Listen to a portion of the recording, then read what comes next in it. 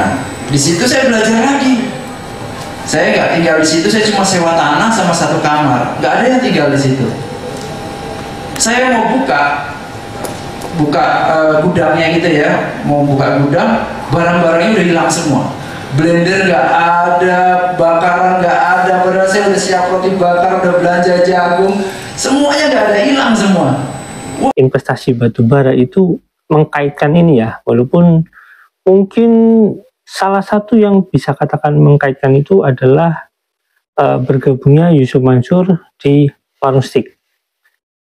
Lebih tepatnya Yusuf Mansur bilang di tahun 2010, dan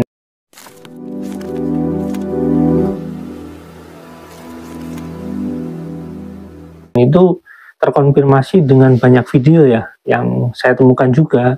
Selain teman-teman yang lain juga menemukan itu, yang pasti memang karena saya meriset ratusan video, bahkan mungkin ribuan video dari omongan Yusuf Mansur itu saya bisa menemukan data-data tersebut ya, termasuk ya data-data ilmiah gitu, dalam tanda kutip mungkin kayak karya ilmiah dan lain-lain yang memang sudah diuji ya kelayakannya. Nah, kita akan melanjutkan tentang ya cikal bakal Warung Steak ini. Kenapa? Karena memang kita akan mengkonfirmasi omongan Jody sendiri dan omongan Yusuf Mansur, yang mana ya kalau sudahlah dari awal kita sudah tahu bahwasanya memang mungkin salah satu modalnya itu dari diskotik ya, mungkin saja ya. Kenapa? Karena di tahun itu pula ya bapaknya mengelola diskotik gitu ya, dan sebelum adanya Obong itu ya dia sudah diskotik dulu, karena restoran-restoran yang sebelumnya kan bangkrut ya, terus kemudian dia mendirikan lagi Obong dengan posisi si bapaknya Jody ini masih ya berbisnis di sana ya teman-teman. Nah teman-teman, kita lanjut lagi ya, teman-teman bisa simak video yang sebelumnya yang sudah saya bacakan ya, simak video sebelumnya, dan ini lanjutannya teman-teman, kita bacakan kemudian di video ini. Nah, terhitung sejak tahun 3 tahun lalu, nah saya perlu menjelaskan ini ya, ini video website ini, berita ini di tahun 2007. Jadi kalau terhitung dari 3 tahun lalu, berarti ya sekitar di tahun 2004 ya, 2004 mungkin menuju 2005. Kalau ini menurut konfirmasi seperti ini berarti ya di tahun 2004. Nah teman-teman, kita lihat ya, terhitung sejak 3 tahun lalu, Sugondo tak lagi terlibat langsung dalam bisnis resto tersebut. Namun bukan berarti ia lepas tanggung jawab sama sekali. Tugas saya hanya sebagai konsultan dan motivator. Selama itu juga menandatangani kontrak kerja sama dengan pihak lain. Anak-anak yang mengelola, saya bosnya. Jadi anak-anak Sugondo ini termasuk Jody yang mengelola. Pernah susah, nggak ada orang sukses itu yang nggak pernah susah. Semuanya pasti ngalami susah, kecuali kalau memang udah kaya sekali, kayaknya udah lebihan itu mungkin. Tapi rata-rata pasti pernah ngalami susah. Tahun 92 saya masih dorong gerobak jualan susu segar kaki 5 di depan rumah sakit PKU Solo, bukan PKU Jogja.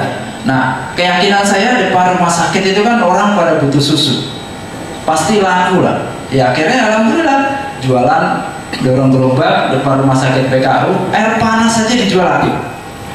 Air panas itu saya godok air panas dijual itu zaman dulu laku 3.000.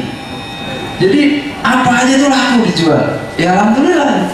Susu segar jualan kira-kira bertahan 2 tahun kalau nggak salah saya jualan di situ. Kalau sore siap-siap berangkat ke depan rumah sakit, kemudian udah siap susu banyak, hujan deras. Akhirnya yang nggak laku, susunya bawa pulang lagi, masukin kulkas, susunya rusak. Besok nggak bisa jualan lagi, beli lagi susu lagi. Perjuangannya, susahnya pasti ngalami. Akhirnya bertahan 2 tahun, saya melihat saya banyak belajar di situ. Jadi saya belajar itu dari usaha saya langsung. Kalau sekarang kita bisa belajar seperti ini, belajar dari pengusaha-pengusaha. Dulu nggak ada acara kayak gini nih Mas Herman. Acara seminar kayak gini nggak ada zaman saya dulu. Jadi saya mau belajar usaha, ya udah saya buka usaha, gagal ya saya pelajarin. Kenapa kok bisa gagal ya? Di susu segar ini saya belajar kegagalan itu karena susunya nggak bisa di stop. Saya beli susu 8 liter, Kemudian udah mulai rame kan, ada karyawan 1 orang. Begitu karyawan saya ini nggak bener, susu 8 liter malah ditambahin air 2 liter. Jadi 10 liter. 10 liter dia jual, uang yang disetor ke saya 8 liter, yang 2 liter masuk ke dia gitu. Belum lagi kualitas yang berkurang. Kualitasnya pasti jadi nggak bagus. Padahal kalau kita mulai mau usaha kuliner, kualitas itu harus dijaga terus. Saya misalnya alhamdulillah warung steak and shake daging sekarang sehari misalnya 100 kilo. Kemudian karena yang datang banyak, saya kurang-kurangin di potongannya, harusnya 80 gram, saya kurangi jadi 70 gram. Nah itu mempengaruhi kualitas. Nanti orang yang datang kok dagingnya kecil segala macam, itu pasti mereka akan protes. Nah di susu segar kayak gitu, saya nggak bisa stok barangnya, susunya saya nggak bisa stok. Akhirnya saya mikir, waduh, pelanggan udah mulai lama-lama berkurang, akhirnya udahlah saya tawarin ke karyawan saya aja, karena karyawan saya di situ udah kalau mau beli aja susu segar saya sekian. Akhirnya dibeli sama karyawan saya, dia yang jalan, saya dapat uang, mulai usaha yang lain lagi. Usaha kuliner ini usaha yang selalu saya pilih. Mungkin teman-teman di sini juga rata-rata kepinginnya usaha kuliner, dan orang-orang di luar sana rata-rata pilihannya itu usaha kuliner. Ketika dia mau usaha pasti dia pilihannya kuliner, karena usaha kuliner itu menurut pandangan saya usaha yang paling gampang. Semua orang pasti bisa usaha kuliner, karena bapak ibu kita pasti bisa masak, kakek nenek kita pasti masakannya enak, pasti ada resep-resep yang bisa kita pakai. Akhirnya kepikirannya cuma kuliner. Susu segar gagal, akhirnya mulai roti bakar. Roti bakar simple, cari tempat tanah gitu, kita bangun renovasi, jualan di sini. Itu juga dulu masih susah itu mas, saya motor aja nggak punya itu. Jadi berangkat dari rumah jualan roti bakar itu masih naik sepeda. Keranjang taruh di belakang, beli roti sendiri, belanja pisang sendiri, belanja jagung sendiri. Jagungnya milih di pasar lagi mas Erma. Jadi jam 2 pagi itu, dulu saya belum sholat subuh, jam 2 pagi saya bangun, datang ke pasar lagi, pilih jagung yang bagus-bagus, nyari jagung yang bagus-bagus, bawa pulang, tidur lagi, sore baru jualan. Kayak gitu tuh suka dukanya jualan. Roti bakar dulu namanya BBQ, bubakaran. Sekarang buka lagi BBQ bubakaran. Dulu namanya bubakaran. Konsepnya itu saya ambil dari Jogja, ada roti bakar Beverly Hills. Saya dulu masih tinggal di Jogja, saya lihat ini konsep ini bagus nih. Akhirnya udah saya bawa konsep ini, saya kembangin dikit, saya kemas dikit, saya jualan di Solo jadi roti bakar BBQ. Nah, di situ saya belajar lagi. Saya nggak tinggal di situ, saya cuma sewa tanah sama 1 kamar, nggak ada yang tinggal di situ. Saya mau buka gudangnya gitu ya, mau buka gudang, barang-barangnya udah hilang semua. Blender nggak ada, bakaran nggak ada, padahal saya udah siap roti bakar, udah belanja jagung, semuanya nggak ada, hilang semua. Gondo ini termasuk judi yang mengelola opsi itu, termasuk ya kalau dalam tanda kutip ya mungkin mengelola keuangannya gitu ya, selain mengelola marketnya atau gimana, dan mungkin juga mencari kerjasama atau bagaimana, termasuk franchise-nya, karena ini ada franchise ya teman-teman. Dan nanti Sugondo ini sebagai pengawasnya gitu ya teman-teman. Ya kita lanjut ya teman-teman. OpenStick memang jadi training ground anak-anak Sugondo dalam menjalankan bisnis ini. Sekarang pengelola resto ini telah diserahkan kepada mereka, jadi kepada anaknya. Dari hasil pernikahannya dengan Nani Mulyati, Sugondo dikaruniai anak 4 anak. Jody Brotoseno, Jonet Herjuno, Joy Silawati, dan Jarod Jatmiko. Dari keempat anak itu, yang kedua, 3 dan 4 diserahi tugas memegang kendali OpenStick. Sementara Jody alumni arsitektur Atmajaya Jogja sejak 2002, punya bisnis stick sendiri dengan brand warung stick. Jumlah gerai cukup banyak, kejar-kejaran dengan OpenStick. Sebelum buka warung stick, saya banyak belajar dari Bapak dalam mengelola OpenStick. Jadi jelas ya teman-teman.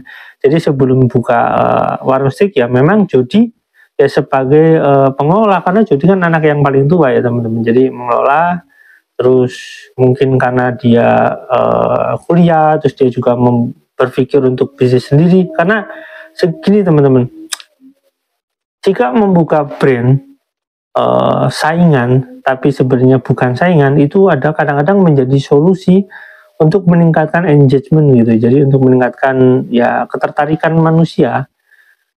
Kok ada brand baru sih gitu ya. Jadi ya sebenarnya cuma untuk ketertarikan. Jadi bukan berarti warung musik ini menyaingi, enggak, karena ya membuka market yang mungkin yang baru, tapi kalau marketnya sama ternyata ini untuk memancing, tinggal ada pilihan gitu ya.